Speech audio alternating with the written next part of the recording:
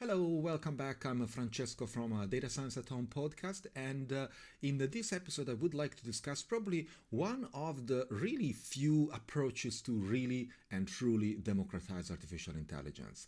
So, for the sake of making the conversation a bit easier to follow, I prepared a few slides, and we can just get started. So, the very topic I would like to cover today is about distributed artificial intelligence, which is definitely a technically very interesting topic, but it can have a lot of consequences in, the life that we live today, especially given the conditions in which we are currently using artificial intelligence methods and algorithms. So, at the beginning, of course, the conversation will be technical, explaining a bit what are the technical possibilities to democratize AI. And then, of course, I will cover a bit of the consequences and why we should actually be doing this. So, the very first reason for which one would like to use distributed AI is running massive models on crappy machines, which is kind of the title of this conversation, but it's also actually the ultimate goal of these approaches. So if you have, and probably you do, have a lot of machines that are pretty old, or they can definitely, they're not really good at, for example, running these massive large language models, you don't have the latest GPU by NVIDIA or whatever, and you still would like to perform some inference, generate some text, generate some images, and use generative AI as you know it without relying on, for example, OpenAI and ChatGPT and the other giants that, we are putting everything in their hands today. So that's pretty much the goal of this speech. And in another episode, I already mentioned the fact that putting in the hands of one single giant all the conversations and all the private data and your interactions also that you have with, for example, ChatGPT and OpenAI, it's extremely dangerous. And in the not so long term, it will fire back and it will be very, very heavy. On who? On users, of course. I mean, the real product here is not really the large language model and the service that they are producing, but it's in fact the API that are offering for cheap or almost free, in fact, and for free for many.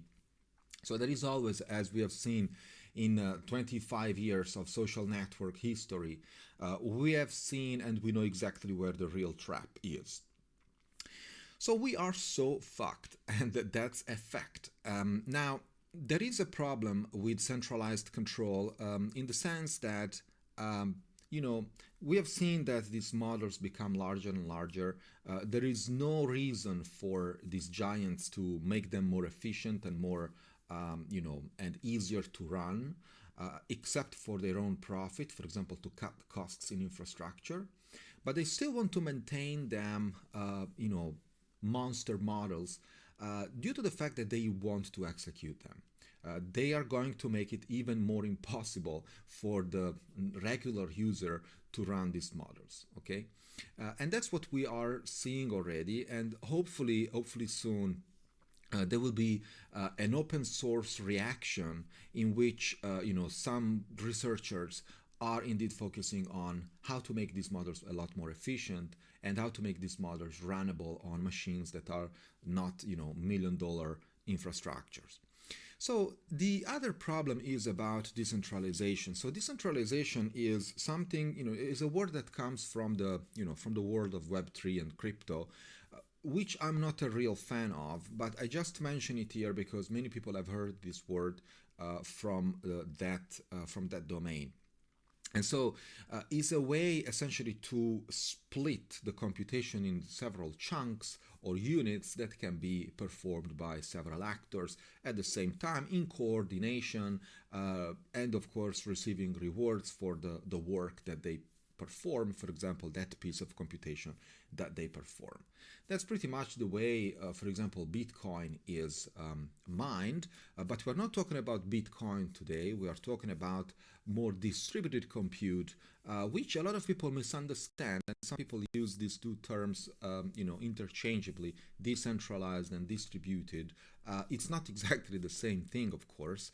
There might be no reward in the concept of distributed AI as much as there is in decentralized compute in the blockchain terms, right? And finally, there is no democracy. So we have been speaking about democratization of artificial intelligence for a while, some years ago. And as you probably have noticed, nobody is referring to that word anymore. And nobody is actually talking about democratizing AI anymore. Everybody is talking about how powerful AI is, how many jobs it will wipe off, and the beautiful things that you can do with artificial intelligence. But as a matter of fact, nobody's telling you the full story about what happens when you keep that particular algorithm in the hand of one or two giants of IT. Now, as a matter of fact, the data that you are letting this giant like OpenAI is not yours, okay? This is data that disappears from your keyboard, from your private device, and goes in the hands and in the servers of these giants, and of course they offer you some, let's say, a free service, which is not really free for the amount of the price that you are paying by giving them your private interactions. So you are giving them your code, you are giving them your private emails, you are giving them your creativity when you write a prompt and you try to help or give context to the AI. You are essentially contributing to make them even more powerful. So just be aware of that. So, neural networks, the big deal. Well, what are neural networks? We all know what a neural network is. What a neural network is a bunch of neurons and layers. So, very, very briefly, this is not a lecture about deep learning and neural networks, but essentially you have to think of a neural network like an algorithm. It is, in fact, an algorithm, despite what these people say. There is no human brain, there is no sentience, there is nothing of the things that they say. It's just an algorithm that operates on a layered, structured set of neurons. The neurons, of course, are little machines or functions that take some inputs and fire an output. And this thing, in a cascading of events, of course, they compose the synapses and the network layer by layer, pretty much mimicking the human brain, or well, an organic brain, let's say. Now, the thing is that there are these parameters, as you know. You have heard probably about the number of the billion of parameters that, for example, ChatGPT utilizes in order to generate the text that you generate. And the fact that the number of these parameters is excessively high these days, it gives you the feeling that there is some kind of magic behind. But believe me, there's just no magic. It's simply an impressive amount of parameters that we were not used to. A few years ago, we were used to work in the millions of parameters in a neural network, and today we are working in another magnitude, which is billions or hundreds of billions. And so that is indeed what makes the big difference. Now, the problem of big models is that, well, they give you bigger problems due to the fact that the bigger the model, of course, more computations it needs, more memory it requires, and of course the infrastructure starts to become a bit, something that you cannot really afford. And that's why you have to rely on these IT giants, because they do have the power and the resources, especially the money, to start and to maintain these massive infrastructures.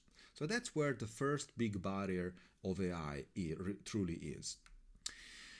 Now, what are some inference challenges? Well, the inference challenge, devices that say, "Fuck off, devices that actually cannot compute what you are asking. So the problem of inference is actually a very simple problem. It's long story short, a bunch of dot products for those who are familiar with linear algebra. For those who are not, it's just a certain amount of computations of these, inputs that you provide, or well, the input that you provide is transformed into matrices and vectors, numeric vectors. That's the only thing that computers understand. And then they take these vectors and they multiply layer by layer to the matrices and vectors that compose this massive model. And now you have, of course, billions of operations that you have to take into account. So when you have to do some what we call inference, which means like you want to put the model not in training mode, but in inference mode, means that you are just asking the model to make a generation, to perform a prediction. You're not retraining the model, okay? So what you are doing here, you're essentially giving an input and asking the model to make a set of computations until the output is generated, which is the text that you currently see in the chatgpt.com website, right? Now, there are many challenges here, of course. Memory, they need a lot of memory because guess what? There are billions and billions of parameters, and there is also, a lot of storage, and so that's why they need a lot of databases. And this explains a bit the this 500 billion. It doesn't really, but I'm just mentioning it. This 500 billion potential investment that United States want to pursue in favor of artificial intelligence is just because they, in my opinion, of course, this is a personal opinion, they're increasing the barrier even more in terms of only us can do this, right? And that's, from a technical perspective, it's absolutely not true. And the reason of this, presentation. So how can we have, in fact, a big model and a small device? And well, the problem of having big models is that a small device can never deal with it because there's not enough memory, and because it might be, even if there was enough memory, you need powerful compute, you need GPUs, you need thousands of GPUs, in fact. And we are very lucky if we just have one, which is not even the latest, the most powerful one that we use for our gaming and stuff like that. But what I'm speaking about here is like something that you definitely don't want to put under your desk at home, because it would cost you thousands and thousands of dollars or euros, and it would also cost you thousands and thousands of dollars or euros per day if you want to pay the electricity bill and power these things. These are things that are definitely not approachable for single individuals or small groups of people. Now, the problem of that we want to solve with distributed AI is in fact combining the best of both worlds. How can I have big models and maintain my device small so that I can still compute something using my small devices, and of course more than one? So the question that we want to ask is, how do we run large models on my grandma's hardware? Now, inference, I already mentioned what it is just a bunch of linear algebra computations, okay? So don't get fooled by the magic that they're trying to sell you. AI, there's nothing magic in AI. It's an algorithm. It's an algorithm that performs fancy math. Not so fancy either, to be very honest with you. It's actually pretty boring because it's just dot products. That's what it is. It's like linear algebra to the extreme, all right? And it happens that computers today are very good at doing these things. I mean, or they have been optimized to do these things fast and to do these things in an excessive amount. And it looks magic just because, it is big. But believe me, and sorry to disappoint you, no magic and nothing to be amazed by. That's all. Now, what happens when you write a prompt in ChatGPT, but of course in Gemini and many other services that provide the same or very similar large language models? What you do is providing an input, doing some fancy math, and then receiving an output, all right? And that's it. That's pretty much what it is. Now, what happens is that your GPU in the background is handling all the heavy lifting of these computations when it can afford it. So if you have used a bit of this open source models like Llama, Mistral, etc., you have to deal a bit with some parameters and your GPU. For example, when I have my 4060, I think I have, or 70, I never remember that. But in any case, I am limited by the number of how many gigabyte video gigabyte or GPU gigabyte of RAM of memory do I have on my computer. And most of the time I can afford, for example, well, definitely 7 billion parameter models. It's okay. It's okay if I'm the only person or I have only one application using this model. But if I have already a bunch of applications using the same model, even a 7 billion parameter for my machine can be prohibitive. Imagine if you have a service that is servicing millions of people at the same time, millions of conversations at the same time, and millions of generations at the same time. Well, your 4090 would definitely be ridiculous to run these things. So the what we say, it doesn't scale in IT. This is a problem that barely scales. And that's exactly what I wanted to discuss. Big models, bigger problems. The problem of big models is that they become very expensive. They usually have very high latency. Of course, these are problems that are very difficult to scale, in the sense that you can serve them for 1-2 users or applications or actors, and you cannot scale that to millions. Or well, you can, but it will cost you a lot of money and a lot of infrastructure. And finally, what I mentioned at the beginning of this speech was the privacy risks.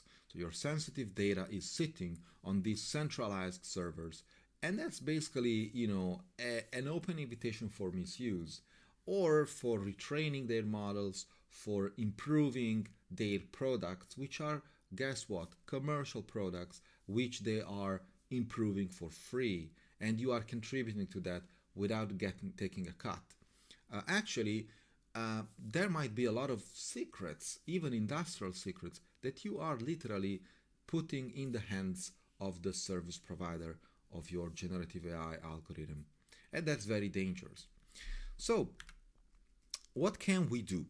Well, trimming the fat, I wish I could do that for myself.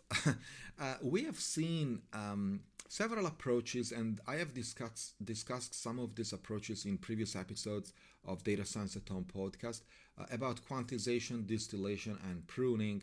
I try to simplify the language today because there might be non-technical people, and this really does not pretend to be a technical conversation or discussion about AI and trimming methods, right? So the very first thing about quantization is, the objective of quantization is to reduce the amount of bits that you need to represent a number. So one can say, okay, why do I need 64 bits to represent a floating point number when I can use 8 or 4? And so, of course, you are going to reduce accuracy, but for certain models, and definitely for generative AI, you don't need, impressive accuracy as you do, for example, for a physics simulation, where you need to be really extremely accurate. But in this case, we have found that quantizing a model, to a certain extent, of course, still doesn't have any impact on the final result. And so, of course, the bigger impact is on the memory footprint, because you need a fraction of the memory that you would need if you used the full precision. Then we have distillation. We have discussed this long time ago on the podcast, Data Science at Home. By the way, datascienceathome.com is the link that you can definitely hit. And this is the YouTube channel. I hope you can subscribe, and you do subscribe.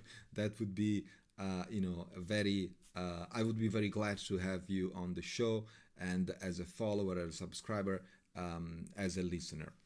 Now, distillation is something that we already discussed, but I try to summarize here. You have two models, the teacher model and the student model. The student model is supposedly be a lot smaller than the teacher one. And what happens is that the student model, as in real life, tries to learn from the teacher model, which is much bigger model. Now what happens that is the student model, once it's trained on from the teacher model, it will essentially learn how to perform that particular narrow task, whatever it is, ignoring the rest. And long story short, what you have is a model that is a lot smaller and that can still perform the task that it is assigned to. So that's a very nice trick to keep your model small and maintaining the functionality of the teacher model for that particular task. Finally, we have the pruning. This is something that I definitely think that Marie Kondoing your model is the best summary I could find. For those who don't know, Marie Kondo is that lady who can come to your place. She senses the things that you do not need in your life, and she just throws them away.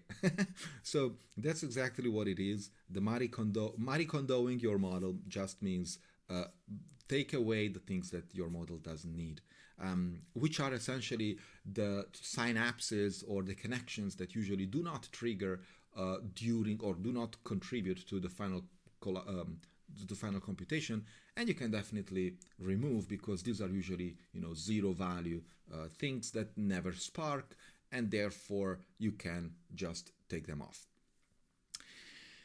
Now, the thing is that these three methods, we have seen them in action, and they work until a point where they actually do damage your computation, in the sense that you can quantize until a point, you can distill until a point, and you can prune until a point. When you overdo one of these things, one of these operations, essentially you are reducing the accuracy of the model until the model becomes pretty much unusable.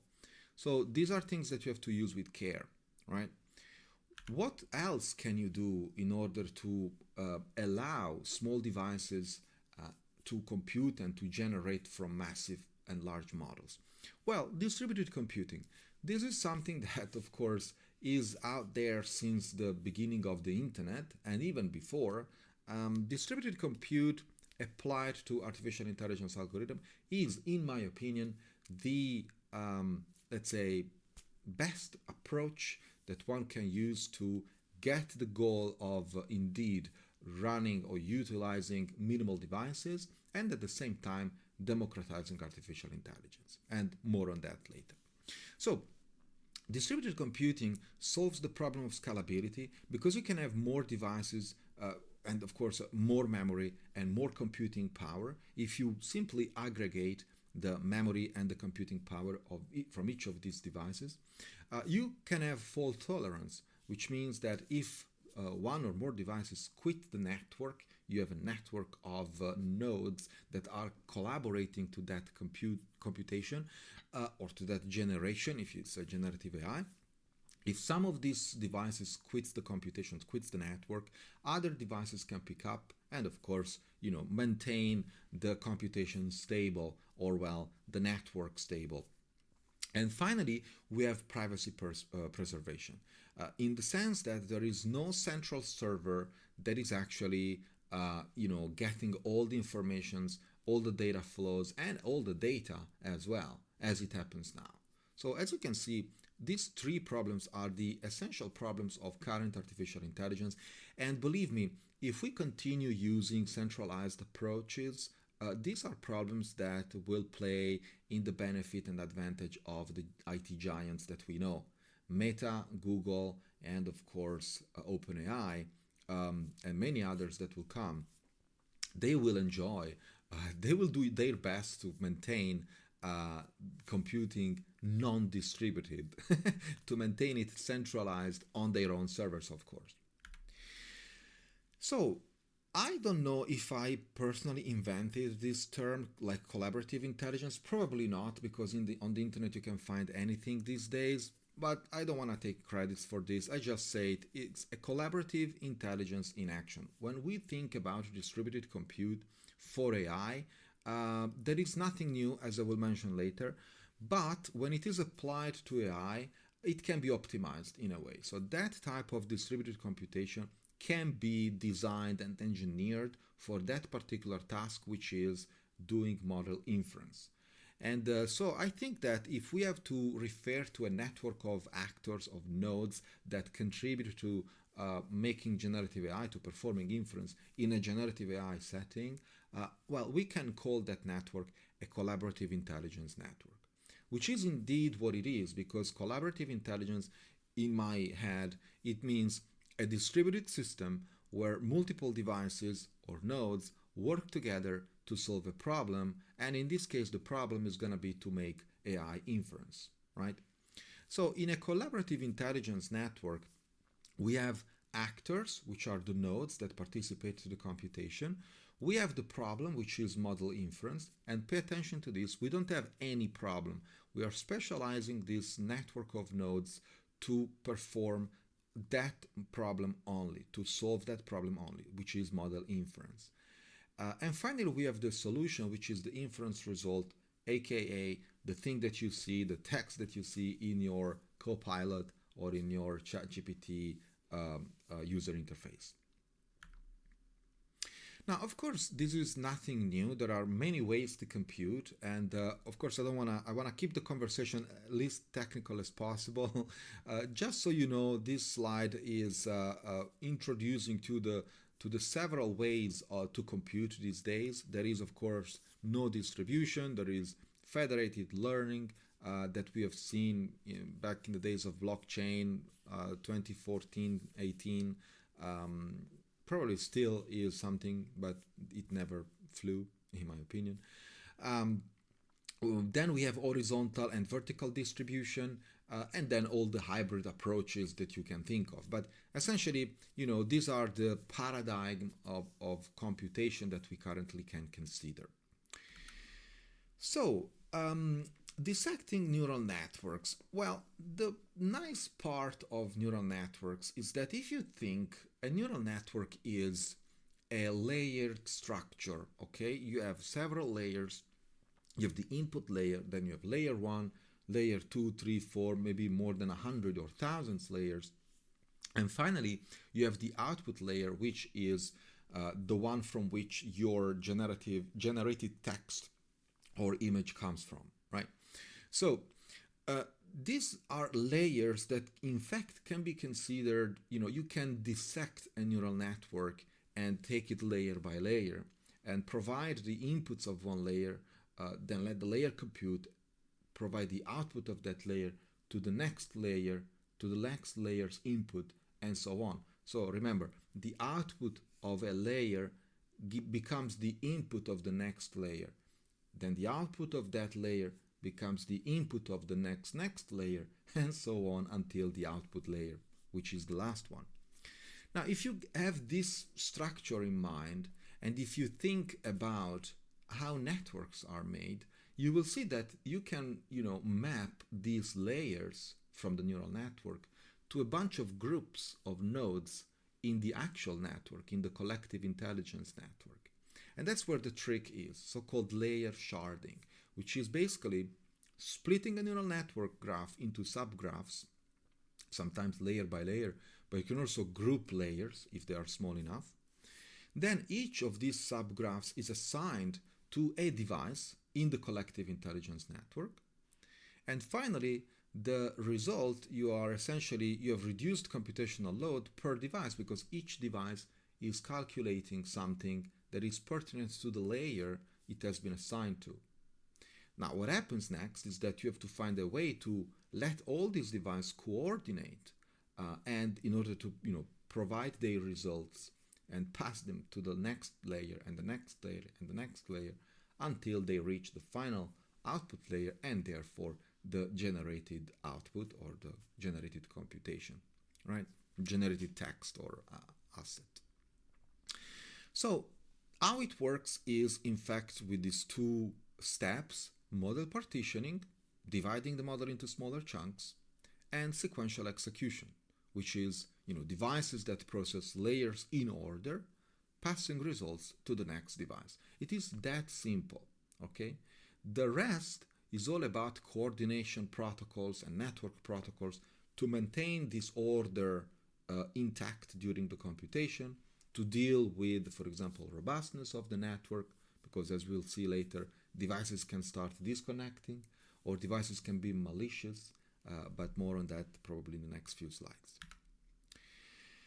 Indeed, what are the challenges here? Well, for the sake of transparency, only the images of this presentation are generated by AI.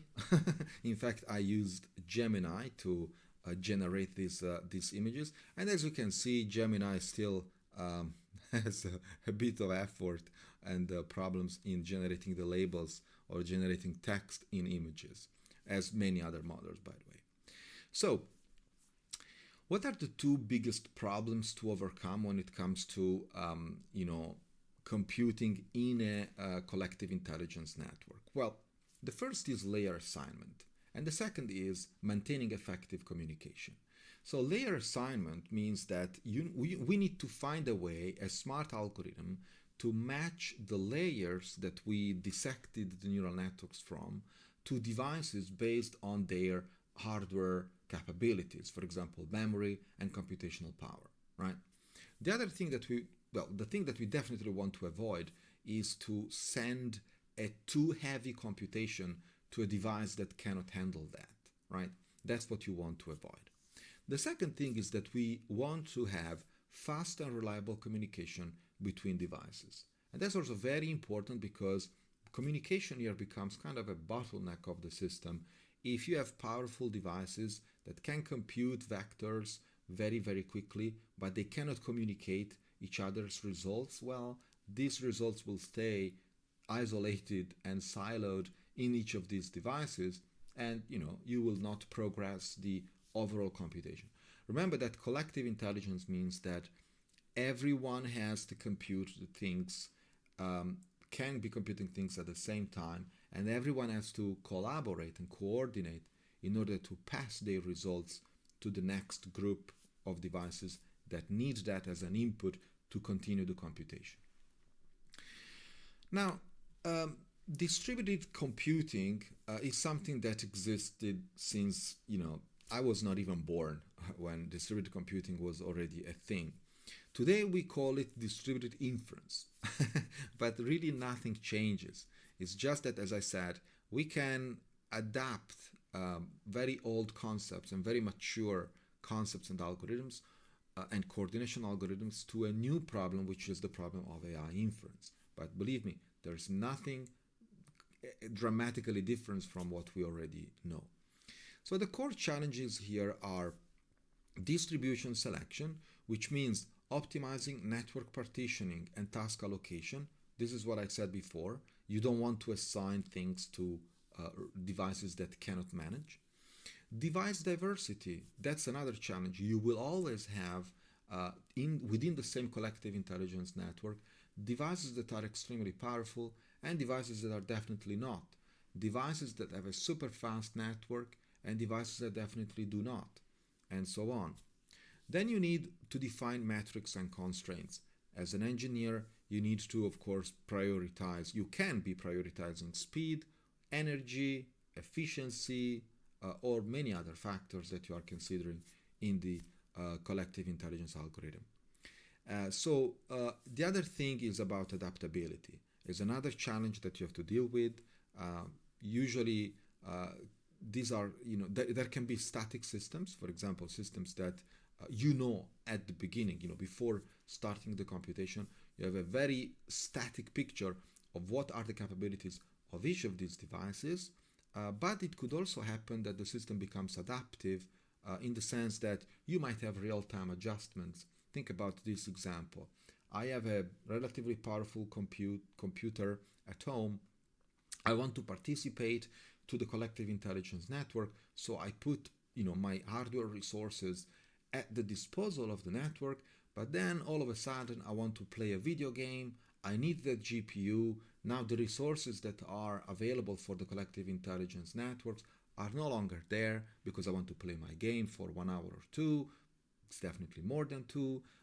But you see what happens there is like you have this real-time adjustment of my device, in this case my computer, to the necessity and the needs that I personally have. So this can reflect, of course, to the collective intelligence network because all of a sudden the network that was relying on my quote-unquote super powerful NVIDIA card, now the NVIDIA card is no longer available, and therefore the entire network has to adjust because of this lag, right?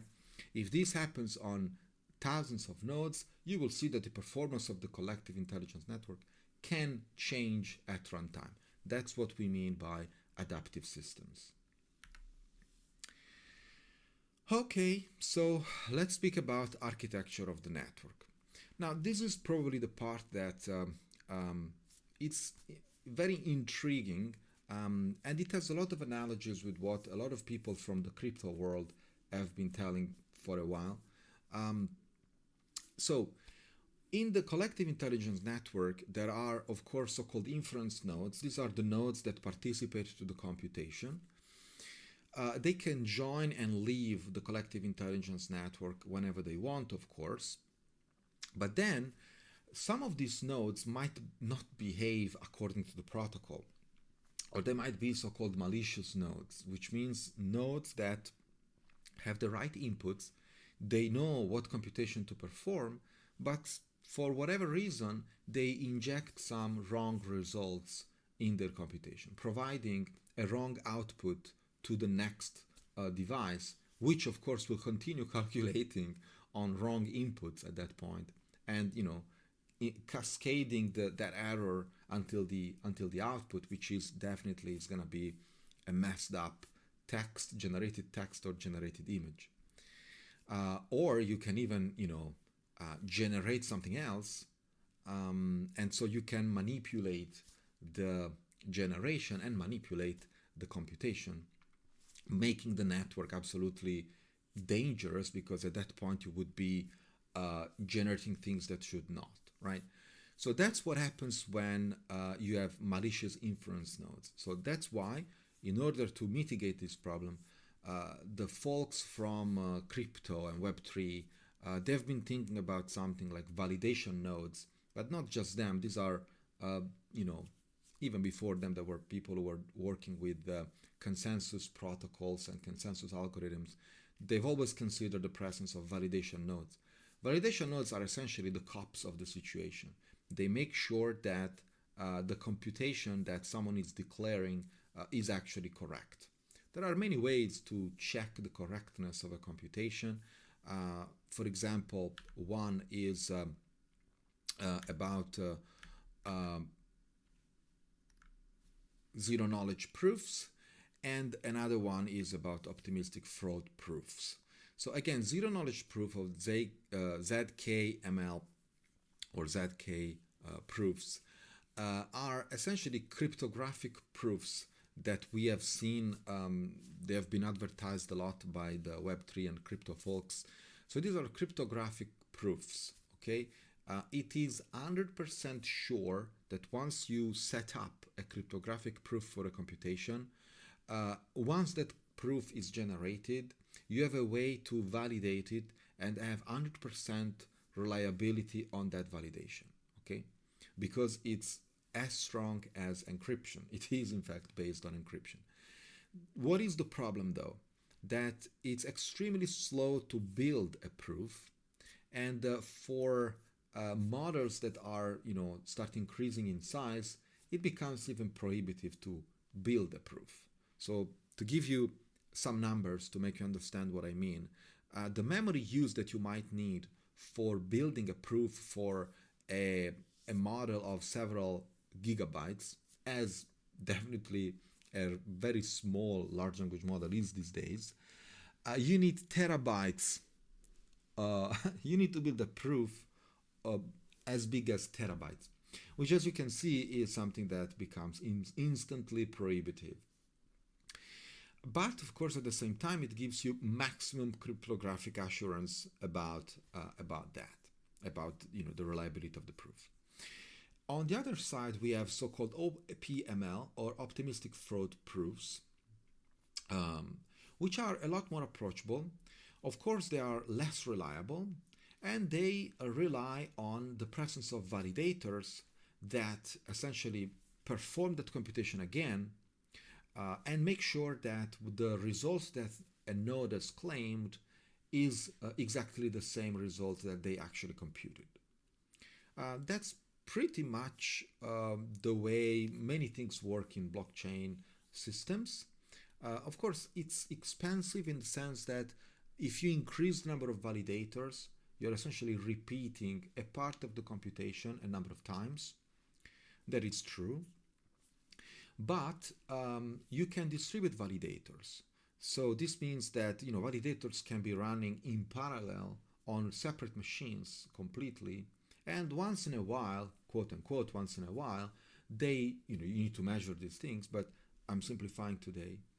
They probe the network, the collective intelligence network, and say, hey, this node has performed this computation. Let me just check that this node is still doing it right. And I can do that at runtime, and I can do that in a random moment of the day or of the computation, and I can do that a number of times because I have multiple validators. Now, what happens with this is that, of course, you increase a bit the complexity of the protocol, but it's absolutely doable. So it's something that can definitely be managed. Now, of course, you need validators when you are in a public network where nodes can join and leave anytime, and then nodes can be malicious actors. But in another network that is probably an institutional network in which you have reliable nodes by design or validated nodes, you probably don't need validators at all. And so that's the power of collective intelligence, is that you can choose if you are living in a world where you should not trust actors, or if you are computing in a network in which you can trust actors. Now, is this all new? Of course not. If you look at back in 1988, I was 7, and I definitely do not remember that. I had to check this myself in a later age. The Condor project, now HD Condor, they were doing exactly this back in 1988, so imagine that. The idea was, how can we use idle computing power and make it that and put it in action and use it actually without letting machines sitting there doing nothing. There is also Scott Field's research 1993, long time ago, about hunting for wasted computing power, and that also was as a objective to put idle PCs to work. Now, of course, this modern application about distributed inference tasks and generative AI, it's something that it allows us to revisit a bit of these old concepts and very mature concepts of distributed compute. And in my opinion, it would make a lot of sense. So, by leveraging a distributed network of devices, we can actually create a very scalable and I would say efficient system for processing complex models. But let me be frank with you, I'm an engineer, and I always want to say the truth when it comes to technical things. Distributed systems will never be more efficient than centralized systems, okay? It will never happen. That's why a blockchain, for example, will never reach the hundreds of thousands of transactions that Visa and MasterCard can perform in a second, right? Because these IT giants have centralized approaches that are optimized for processing financial transactions, while blockchain algorithms have to do a lot more work to maintain the network in a consistent state, deal with malicious actors, and decentralizing the computation, and coordinating with potentially malicious nodes, etc., etc., etc. So the amount of work that these distributed networks have to do is a lot more than the centralized brother or cousin or whatever degree of parenting. But so this means that blockchain will always stay in the hundreds or thousands transactions per second or less, because the complexity that the blockchain network has to deal with is incredibly higher than the centralized equivalent. And the same will happen here. So when we say efficient system, let me put a bunch of quotes on that. We are not efficiency the thing we are interested in. We are much more interested in the scalability and, as I said at the beginning of the episode, in the democratization of these methodologies, which means that one day we can have a collective intelligence network that goes across continents. Why not? I hope that Europe starts considering this as an alternative to the massive centralized systems in which every country or every group of people or team or organizations can participate in proportional amounts with nodes and actors and participate to the computation. So imagine a world in which you have collective intelligence, which is a bunch of models that perform certain generative tasks. And I'm talking about generative tasks because that's the only thing we know today, but things can change in the very near future. We might be doing something else with AI algorithms. But the idea is to have this collective intelligence network, which is a network in which multiple actors can participate or can live, and they will all collaborate to perform a common computation for common good. Is that utopia? From a political perspective, probably, even though I hope that I'm wrong with this.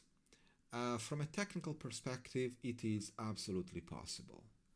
If it doesn't happen, it's because there are some actors in the world today that definitely do not want this. Because guess what? Maintaining computation centralized on their servers